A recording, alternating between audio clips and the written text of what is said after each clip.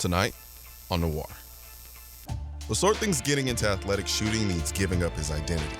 Plus, I take you to one of my favorite bars in Dallas. And things get a little rocky in stage 2 of the challenge. Let's get to it.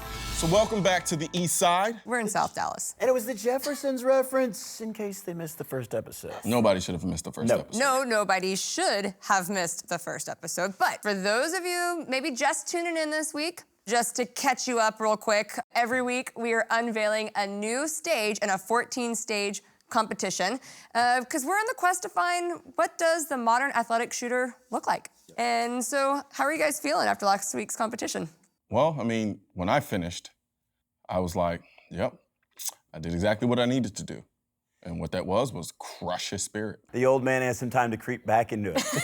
And I know, Or to lose miserably. That's true. well, I know everybody wants to take a look at the next stage of the competition, but before we hit on that, we briefly hit on your dilemma last week. You represent a lot of shooters who might think that you have to give up the tactical world in order to shoot the way that we're shooting. Right. But that's not necessarily the case, is it? It isn't, and I mean, I think Colion actually has the best way of touching on this because you really do, while I encompass the tactical side, the self-defense side, you do some of that stuff too, but you do it all. So you really describe the best scenario for how you can be a more diverse shooter than I am. It's definitely something that allows people to kind of enter the shooting world from a different perspective instead of the typical, self-defense, tactics, hunting, things like that. You can do it all. Is something I'm coming around to. And talking to you, I may have gone a little too far in trying to come your way, trying to get to your more artistic freestyle way of shooting. Yeah.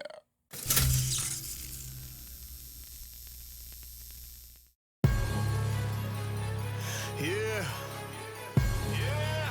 Remember old cartoon Incredible Hulk?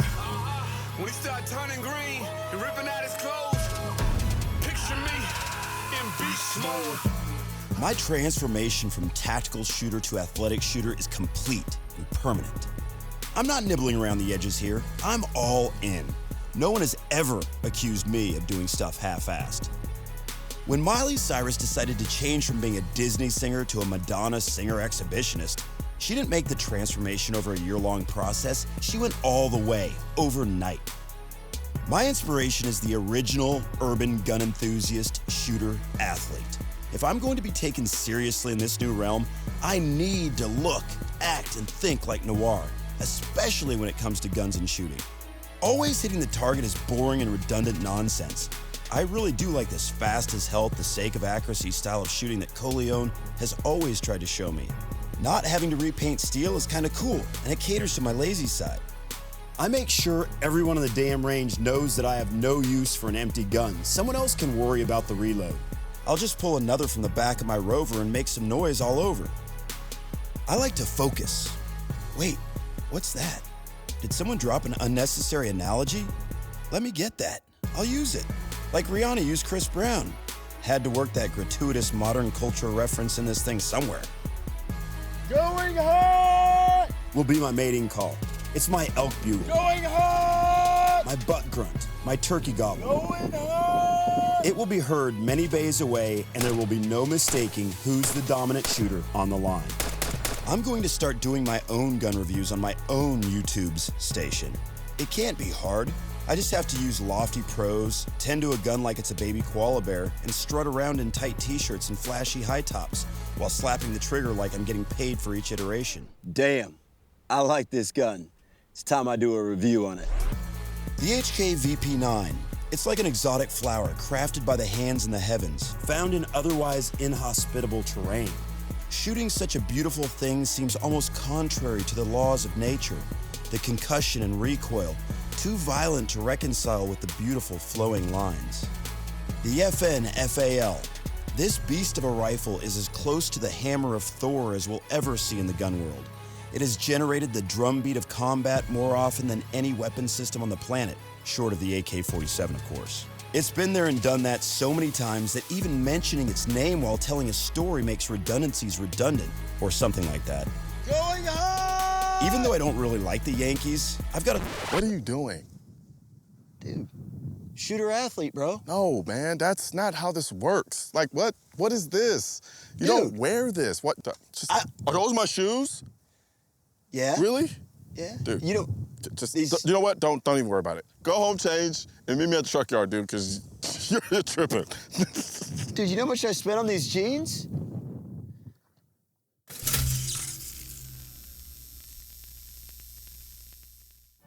I believe there are certain places on the planet that exist purely to make you happy.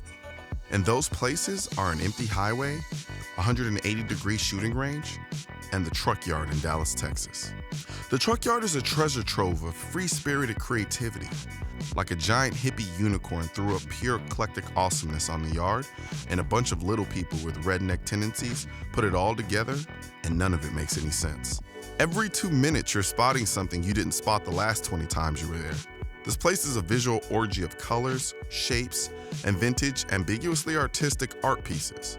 However, as alluring and fascinating as the decor of the truck yard is, it all takes a back seat to the people. Everyone who works here wants to be here, and it shows. From the super chill bartender with the face I mysteriously can't stop looking at, to the painfully entertaining bar manager who has more personality than a good number of the people I've met in my life. After a long day at the range, this place is perfect. I could show up in my dirty range clothes and wouldn't feel out of place here. There's no pretentiousness, no snobbery, no one taking themselves too seriously that they can't have a good time.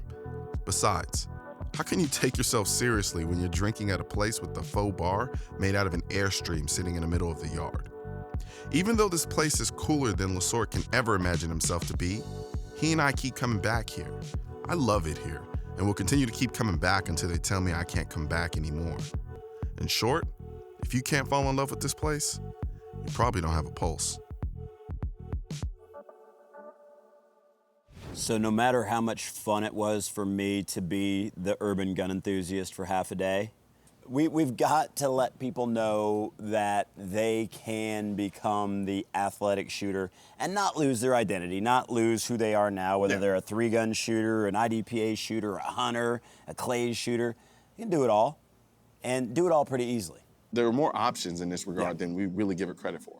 I think sometimes people hear the word athletic and they get a little intimidated. Right. Like they've got to be this like supreme specimen of athleticism. Yeah. And it's not necessarily be the Usain case. Bolt. It's not. No. You just need to be active. Yeah.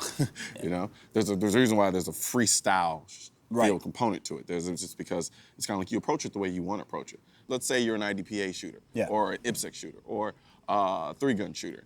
If you want to come in and run it like a 3-gunner, come in and run it like a 3-gunner. Is it to your advantage? I don't know. Might be. That's the whole point. That's the beauty behind it. And shooting is fun. And people are realizing that as time goes on and as people start to get into shooting. You know, Amy started shooting in the backyard on the farm with her dad, just standing there statically shooting at a piece of paper. Yeah. She realizes how much she loves this. Katie shot it. She smoked the course. You know, she did the 5.55, smoked it. She keeps talking about it. Whenever somebody does it, they love it. And they want to run it again and again and again because they know they can get better. This is the stuff that can draw people into the shooting world, which is what we want, like you did 4 years ago. It hits a certain point where, okay, well, now I have this gun. I carry it on me every day. I go about my life. But now what? Yeah. Now I have this tool that when I'm at home, I'm like, man, this thing is actually kind of cool. Yeah. Or I have this rifle, and I'm like, man, sure, I can go out and shoot defensively, but man, like, it's capable of so much more. And you have the mind to discover that, know that, and think about it because you think about guns in a way that I've never seen anybody think about guns. Well, it's kind of like the story with Glock. When they asked him, like, you know, how did you come up with the idea of Glock? He was just like, the reason why I was successful is because I've never built a gun before. Right. I don't know anything about guns. So you know, 5 years ago, you started shooting. Yeah. You're like, well, I'm just gonna run around and shoot this thing as fast as I can because that's kind of cool, in addition to learning the practical skills that might save you one day on the street. I think we're expanding the repertoire of the shooter. It adds to the ability that you already have. Yeah. You're a tactician with the handgun. Now you've incorporated another element to it that allows you to be more versatile. Right. You're good. You're good. You're not gonna lose any of your skills. You're not gonna become a worse tactical shooter.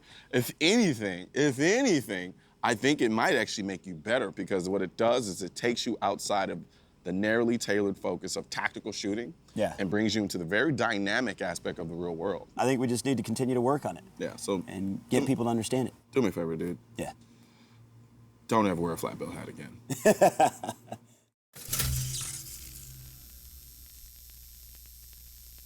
And he's having some trouble on top of the hill here trying to get this gun working. Hey, this is going to help you. If you can keep your focus, you might be able to make up your 3 seconds here.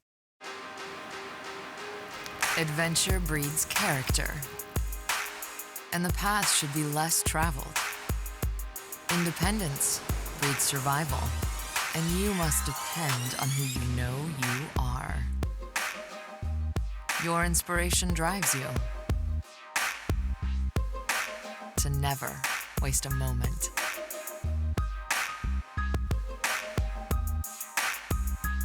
As a pioneer, an advocate, a gun owner, it's time to celebrate your lifestyle every single day.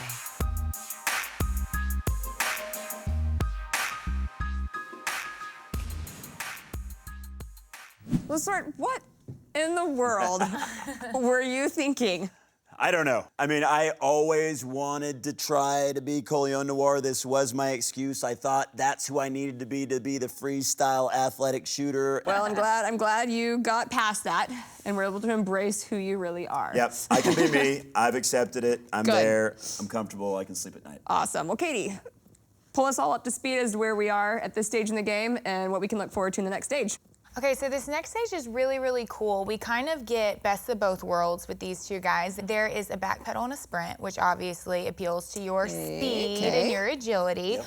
But it's also his most favorite guns, a bolt-action rifle and a pump shotgun. Well, don't forget to tweet at us and let us know who you think's gonna take this stage. We've got hashtag Team LaSorte and hashtag Team Noir right over here. So let's take a look at what the rest of the course looks like.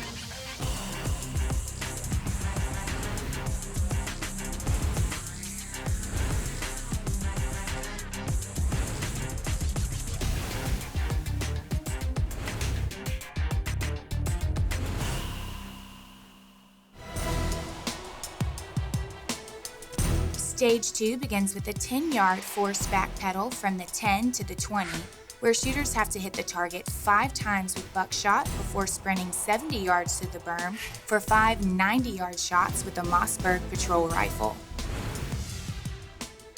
All right, LaSorte, so I'm curious about this. I think this is going to be a good stage for both of y'all. He's got the back pedal down, but I know that you have a love-love relationship with the shotgun, and he sort of has a love-hate relationship with the shotgun. So do you think you're going to do well in this one? Yeah. I mean, that back pedal was quick right there. Look at him right now, and he's hitting the steel quick. I mean, I'm scared. That's kind of where your tactical training comes in, and it helps out because your loading Right. and unloading is so impressive, and that's where your quickness really shows. Absolutely. His is showing right now with the sprint. Right. Honestly. That's where his athletic ability comes out. Yes.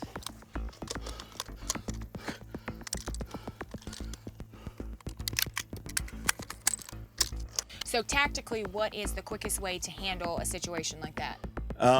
He probably, in that situation, stripping the magazine out after he realized he couldn't seat that or he couldn't get the round into action like he's having a problem now. It's just stripping the magazine and trying to get a new magazine in it. I have a feeling he's going to come up here not real happy after this stage. No.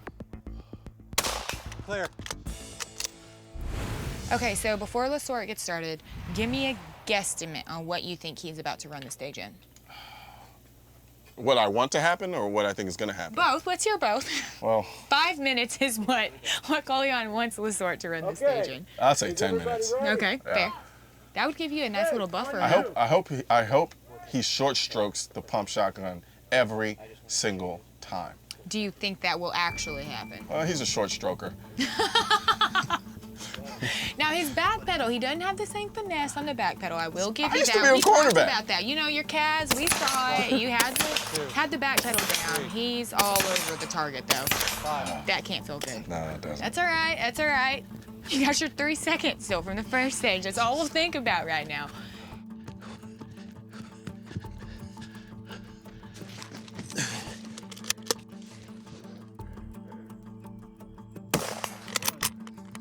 Oh, shit. He's struggling a little bit. 3. I'm not mad at not being up on that berm 4. trying to Told shoot you he that was a gun right now. short stroker. Look, his long game's not that great either.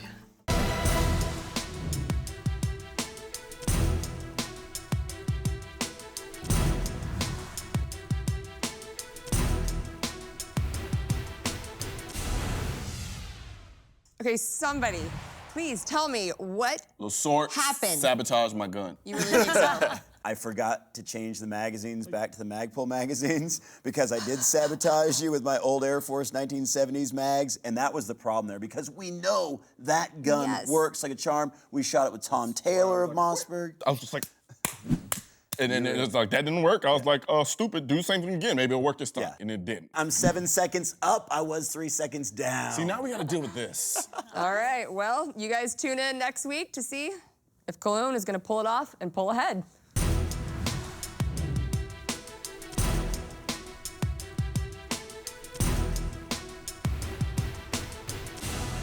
Next week on Noir.